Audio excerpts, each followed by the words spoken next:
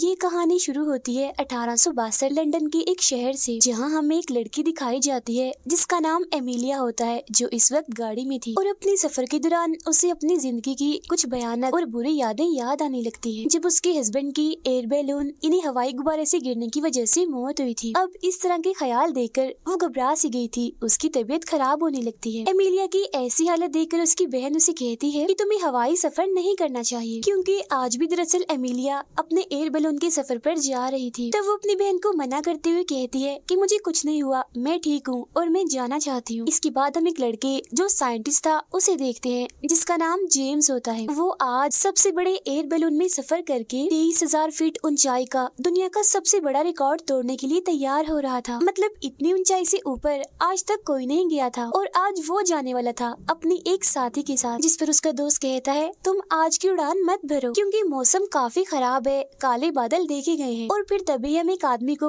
उनकी तरफ आता हुआ देखते हैं, जो दरअसल इस बैलून यानी हवाई गुब्बारे का मालिक होता है। वो उनसे पूछता है कि बैलून उड़ाने में इतनी देर क्यों लग रही है, जिस पर जेम्स का दोस्त फौरन बोलता है कि सर आज मौसम बहुत खराब है और हम उसी बारे में ही बात कर रहे थे, बेहतर होगा कि आज उड़ान ना ही भरी जाए। वो आदमी जवाब देता है कि ऐसा नहीं हो सकता, बैलून तो उड़ाना ही पड़ेगा क्योंकि मैंने बड़ा पैसा लगाया है और साथ ही वो लोग जो यहाँ आए हैं उनकी उम्मीद भी टूट जाएगी अगर बैलून को ना उड़ाया गया तो। जिस पर जेम्स उसे यकीन दिलाता है कि सर आप फिक्र मत कीजिए, चाहे कुछ भी हो जाए मैं ये काम लाजमी करूंगा। और फिर तभी उन्हें एकदम से लोगों का शोर सुनाई देने लगता है, जहाँ हम एक बार फिर देखते हैं एमिलिया को। वो खूबसूरत सा ड्रेस पहनकर किसी सर्कस की तरह लोगों को खुश करने लगती है, क्योंकि ये उसका काम था और साथ ही वो एक एरोनॉट भी होती है, यानी जो एयर बैलून को पायलट बन के चलाते हैं। और आज इस बैलून को वही चलाने वाली थी, मतलब कि जेम्स ने उसी के साथ सफर करना था और दुनिया का सबसे बड़ा रिकॉर्ड तोड़ना था। सब लोग जोरदार तालियां बजाकर उसका वेलकम करते हैं। इस सफर पर एमिलिया अपने डॉग को भी अपने साथ लेकर जा रही थी, जो देख जेम्स उसे ऐसा करने से मना करता है, लेकिन वो उसकी बातों को अनसुना करते हुए लोगों को दोबारा एंजॉय करवाने में लग जाती है। उन दोनों को बैलून के पास देखकर लोगों की भीड़ तालियां बजाकर उनका हौसला बढ़ाने लगती है। इन्हीं लोगों के बीच एमिलिया को एक आदमी दिखता है, जिसे देख पहले तो वो एकदम से सहम जाती है, लेकिन फिर अगले ही पल जेम्स के साथ उड़ान भरने के लिए तैयार हो जाती है। इसके फौरन ही बाद वो लोगों के जोश जज्बे और तालियों के साथ अपना सफर शुरू करते हैं। जी हाँ, देखते ही देखते वो जमीन को छोड़ते हुए आसमान की तरफ बढ़ते हुए दिखाई देते हैं। फिर कुछ ही ऊपर जाने के बाद एमिलिया दोबारा अलग अलग करतब करके लोगों को खुश कर रही थी, जो देख सभी लोग काफी एंजॉय कर रहे थे। तभी एमिलिया जेम्स को कहती है कि मेरा डॉग तो मुझे पकड़ा दो, लेकिन वो उसे ऐसा करने से मना कर देता है, लेकिन उसके बार बार कहने पर आखिरकार वो एमिलिया के डॉग को उसे दे ही देता है। जहाँ हम देखते हैं कि हाथ में लेते ही वो उस डॉग को नीचे गिरा देती है, जो देख सब लोगों की सांसें थम जाती हैं, एकदम वो चौंक जाते हैं। मगर अगले ही पल डॉग की पीठ पर बंधा हुआ पैराशूट खुल जाता है, जिसकी मदद से डॉग आराम आराम से नीचे आने लगता है। अब ये चीज देखकर हर कोई तालियां बजाने लगता है। एमिलिया का ये वाला करतब लोगों के साथ साथ जेम्स को भी काफी पसंद आता है। अब ऐसे ही करते करते वो 1100 फीट की ऊंचाई तक आ गए थे। यहाँ खुद को इतना ऊपर उड़ता हुआ देखकर पहली बार जेम्स एक आजाद पंछी की तरह महसूस करने लगता है। तब उसके चेहरे को देखकर एमिलिया उसे कहती है कि ये दुनिया भी बिल्कुल ऐसे एंजॉय करना चाहती है जैसे इस वक्त तुम कर रहे हो। एंजॉय करके लोगों को इतना ही सुकून मिलता है जितना तुम्हें अभी मिल रहा, तो इसी वजह से लोगों को खुश करने के लिए अक्सर मुझे उल्टे सीधे करतब और तमाशे दिखाने पड़ते हैं। लेकिन अब क्योंकि जेम्स एक साइंटिस्ट है, इसीलिए वो बाकी चीजों को वैसे नहीं सोचता जैसे एमिलिया सोचती है। उसे एमिलिया की बातें बेतुकी लगती हैं। अब उसे ऐसे देखकर एमिलिया ताना देते हुए कहती है कि ये जो आज तुम सफर कर रहे हो ना, इसमें सारा खर्चा उन लोगों का है जो नीचे बैठे हैं और उन्हें एंजॉय मैं करवा रही हूँ। वो सब मुझे देखने आए हैं, तो ये सफर मेरी वजह से मुमकिन हो पाया, न कि तुम्हारी किसी खोज की वजह से। अब ये सुनकर यहाँ पहली बार जेम्स को एमिलिया के काम की कदर का पता चलता है। इस सफर के दौरान जेम्स की नजर अपने साइंस कॉलेज की तरफ जाती है, जहाँ कुछ साल पहले वो और उसका दोस्त अपने कॉलेज की छत पर चढ़कर एक घमंडी एरोनॉट का बैलून उड़ता हुआ देख रहे थे। वो बैलून बादलों को पार करते हुए आसमान की बुलंदियों को छू रहा था, जो देख जेम्स को काफी अच्छा लगता है, क्योंकि एरोनॉट बनना उसका सपना था। वो फौरन ही उस एरोनॉट से मिलने के लिए भी बेताब हो जाता है। फिर कुछ ही दिन के बाद वो अपनी एक काफी बड़ी मीटिंग में सबको बताता है कि कुछ वक्त के बाद मैं बैलून उड़ाना सीख जाऊंगा, और इससे भी बड़ी बात ये कि मैंने एक खोज की है जिसमें हम इंसान मौसम की हालात के बारे में पहले ही जान जाया करेंगे। मतलब कि आज का मौसम कैसा होने वाला है, मौसम साफ है कि बादल है, और इस चीज से इंसानों का बहुत फायदा होगा। अब उसकी ये सारी बातें वहाँ बैठे लोगों को बेकार और बेमायनी लगती है, इसीलिए उस एरोनॉट समेत सब लोग उसका मजाक बनाने लगते हैं और उस पर हंसने लगते हैं। अब जेम्स की इस याद के बाद हम दोबारा से दोनों को देखते हैं जो लगातार आगे बढ़ रहे थे। यहाँ जेम्स मौसम के बारे में लिख कर कबूतरों के जरिए नीचे भेजता है। मतलब जैसा उसने मीटिंग में कहा था वो वैसा ही कर रहा था, लोगों को मौसम के हालात के बारे में बता रहा था। जिसके बाद उनका बैलून काले घने बादलों में दाखिल होता हुआ दिखाई देता है। अब उन्हीं काले अंधेरों में अमेलिया दोबारा से उसी आदमी को देख पाती है जो उसे नीचे लोगों के बीच भी दिखा था। जेम्स जब सामान को ठीक कर रहा था तो अचानक उन्हें अपने ऊपर बादलों की गरज सुनाई देती है।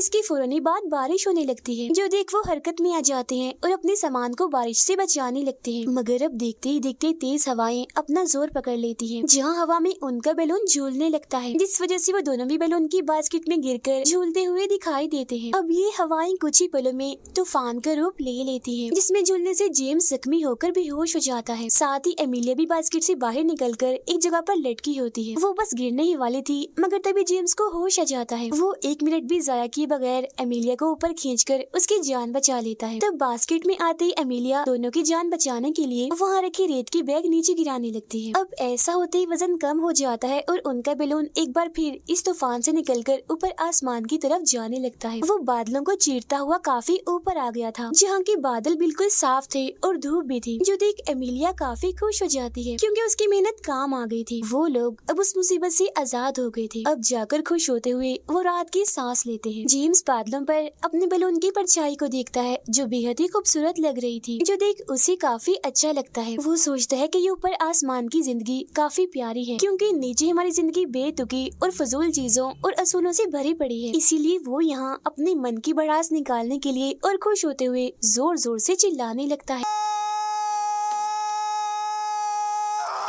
उसे देखकर एमिलिया भी बिल्कुल वैसे अपनी खुशी का इजहार करती है और जोर से चिल्लाने लगती है। और यहाँ एक बार फिर वो अपनी यादों में कहीं गुम हो जाती है। वो अपने हस्बैंड के गुजर जाने की वजह से काफी उदास और दुखी होकर बैठी हुई थी। एमिलिया की ऐसी हालत देखकर उसकी बहन उसे एक पार्टी में लेकर जाती है और उसी पार्टी में एमिलिया की मुलाकात होती है जेम्स से, जो उसे अपने सपनों के बारे में बताता है कि मैं एक कामयाब एरोनॉट बनना चाहता हूँ, जिसमें मुझे आपकी मदद चाहिए, तो प्लीज मेरी मदद कर दीजिए ना। जिसके लिए वो मान भी जाती है और साथ ही वो जेम्स के हौसले को देखकर काफी खुश भी थी। इसीलिए वो अगले ही दिन से उसके लिए बैलून बनाने में लग जाती। अब उन दोनों का बैलून आराम आराम से अपनी मंजिल की तरफ आगे बढ़ रहा था, जो नजारा बहुत ही प्यारा था। यहाँ तितलियों का एक काफी बड़ा झुंड उनके बैलून के आसपास घूमने लगता है, जो देख एमिलिया के चेहरे पर एक अलग ही खुशी आ जाती है।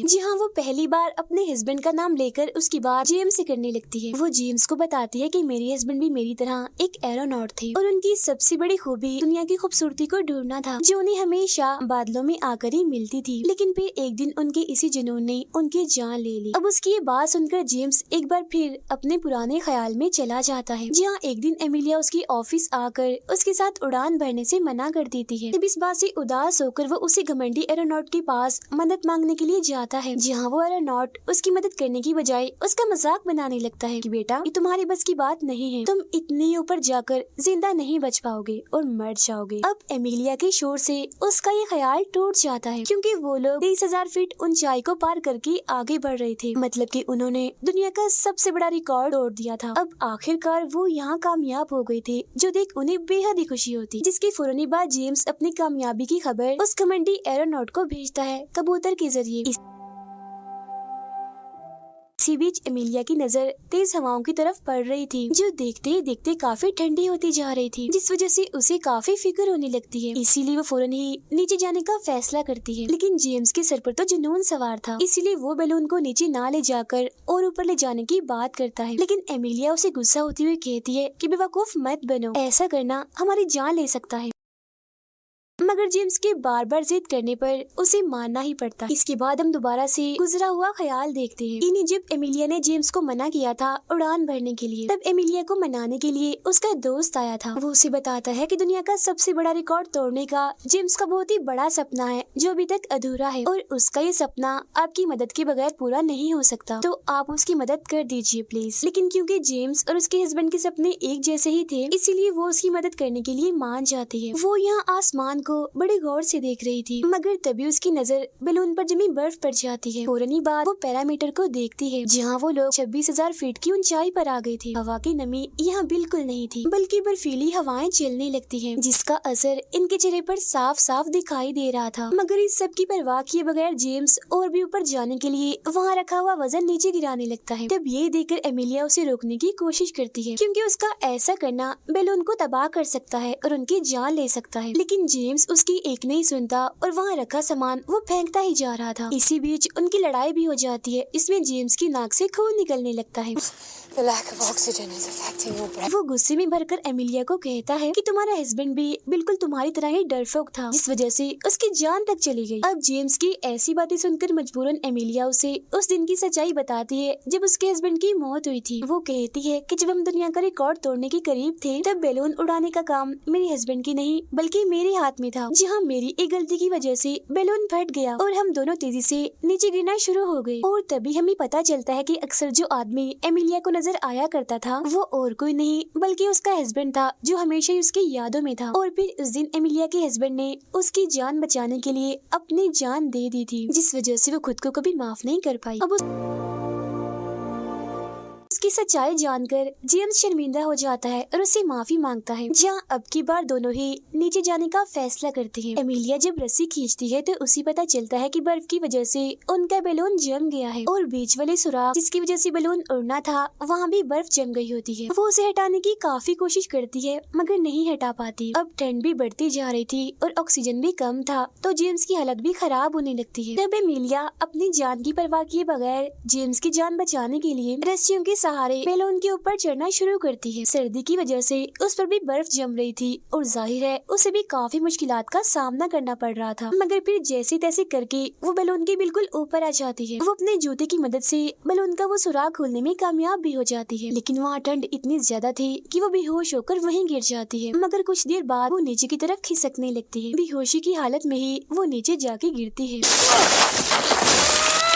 लेकिन क्योंकि वो रस्सी के सहारे बंधी हुई थी इसलिए मरती मरती वो बचती है। और फिर कड़ी मेहनत के बाद आखिरकार वो बास्केट में आ ही जाती है। वहाँ वो जेम्स को बेसुध पड़ा हुआ देखकर समझ जाती है कि आज मैं एक बार फिर किसी अपने को खोने वाली हूँ। मगर फिर फौरन ही बाद उसकी आँख खुल जाती है। दरअसल ऑक्सीजन की कमी की वजह से जेम्स सिर्फ बेहोश हो गया था, मरा नहीं था। उसे जिंदा देखकर एमिलिया जज्बाती हो जाती है, उसकी आंखों में खुशी के आंसू आ जाते हैं। अब थोड़ी ही देर में वहाँ बर्फ पड़ने लगती है, जहाँ जेम्स उस बर्फ को इकट्ठा कर रहा था ताकि इसके जरिए वो अपनी प्यास बुझा सके। इस सब के दौरान उनका बैलून हजारों फीट नीचे आ गया था और फौरन ही बर्फ पड़ना वहाँ रुक जाती है, जो देख एमिलिया को कुछ ठीक नहीं लगता। तभी हम देखते हैं कि नमी और बर्फ की वजह से अब बैलून अलग अलग होना शुरू हो गया। ये देखकर जेम्स एमिलिया को बास्केट के ऊपर जाने का कहता है, क्योंकि बास्केट और बैलून एक दूसरे से अलग अलग हो रहे थे। वो खुद भी ऊपर जाकर दोनों की जान बचाने के लिए सामान समेत ही बास्केट की रस्सी को काट देता है, मगर उसका ऐसा करना उनके लिए और मुश्किल खड़ी कर देता है, क्योंकि तेज हवा की वजह से